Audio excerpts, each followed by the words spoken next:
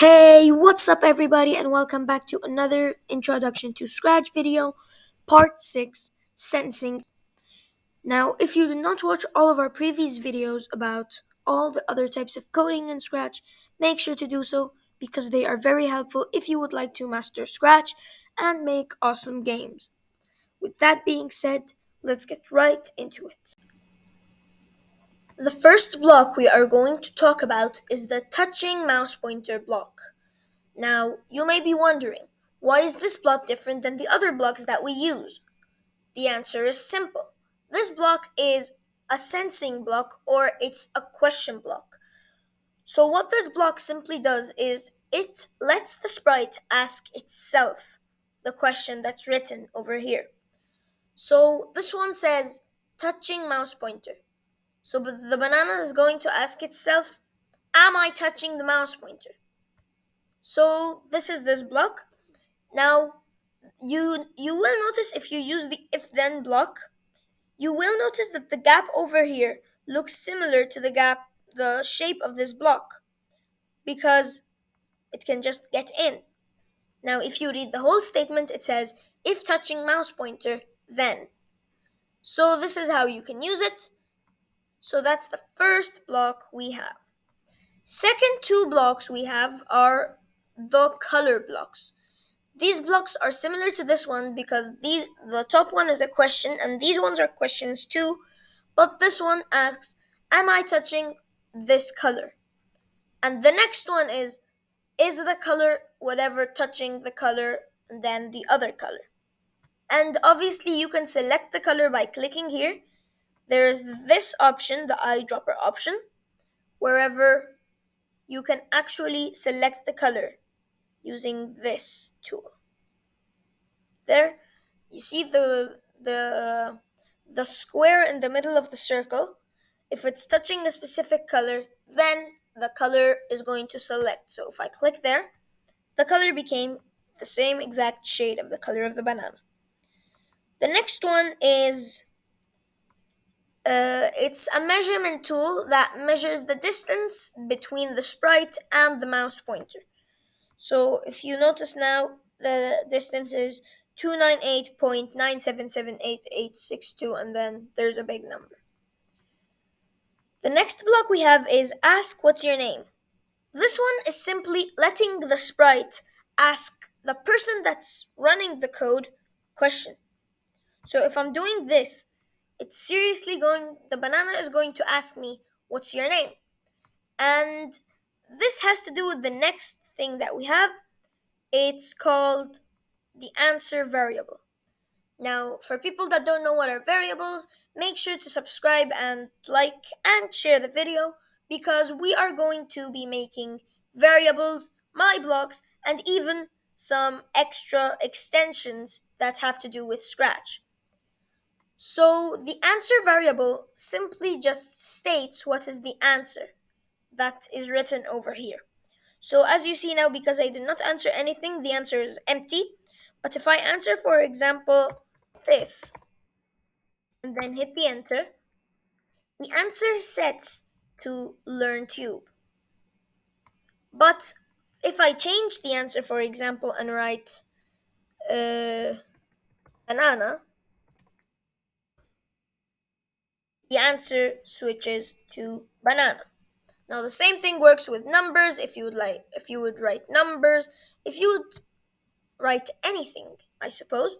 So 5, the answer became 5, and that's the question thing. And you can obviously change the question. It does not have to be what's your name. You can be like, what is your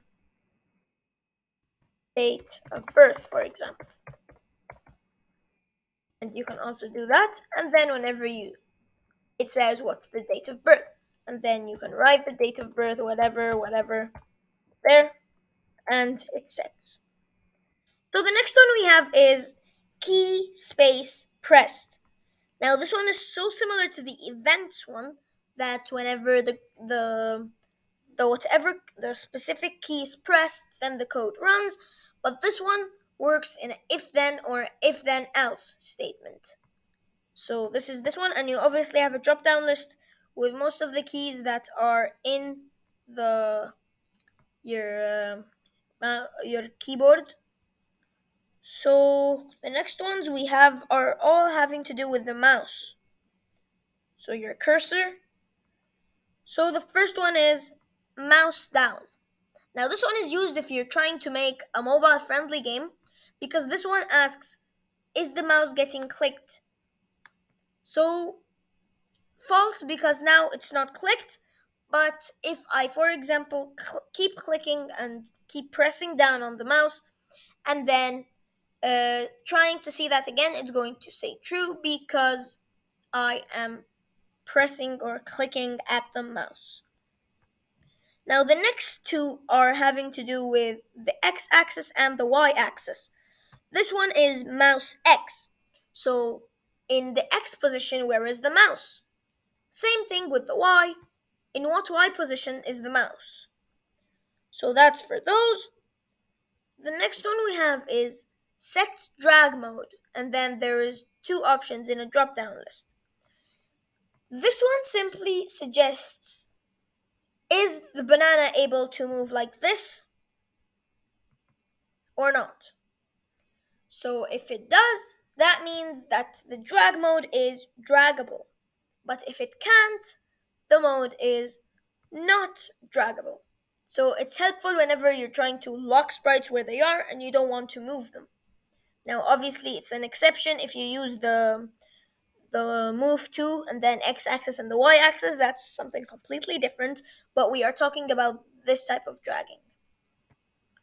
So the next blocks we have are the loudness and the timer.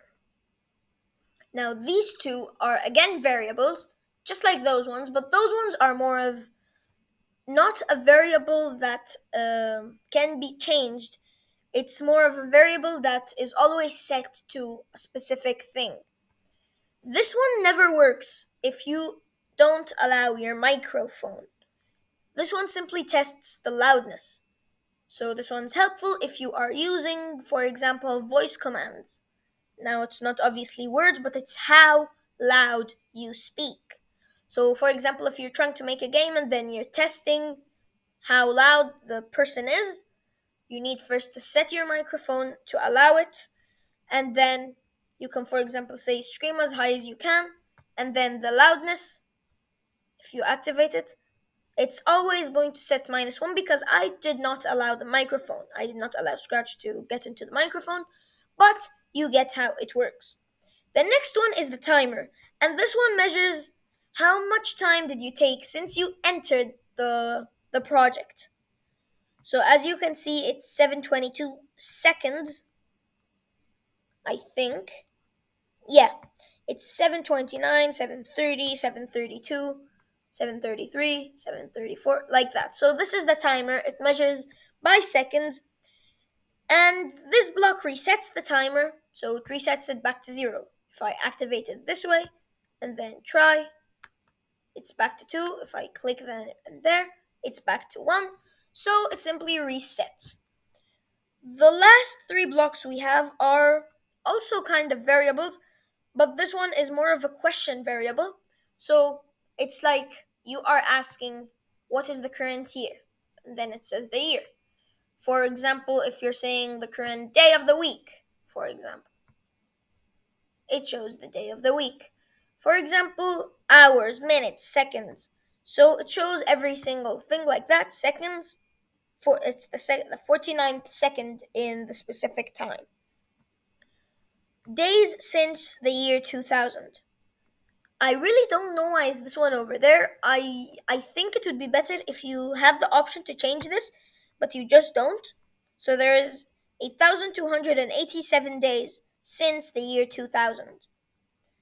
And the last one is useful whenever you're trying to make an interactive game where the person that's playing the game feels that he's part of the game because the username is the name of the Scratch user. So if you are a Scratch user and then you play in a game that contains this username variable, your name is possible to appear. Okay, So that is simply sensing. Thanks for watching. Please make sure to like, subscribe, and share. I hope you learned something new. Watch the video that's about to appear here. It's all about operators. Watch it because it is going to help you on your Scratch mastering journey. Thanks for watching again, and I'll see you next time.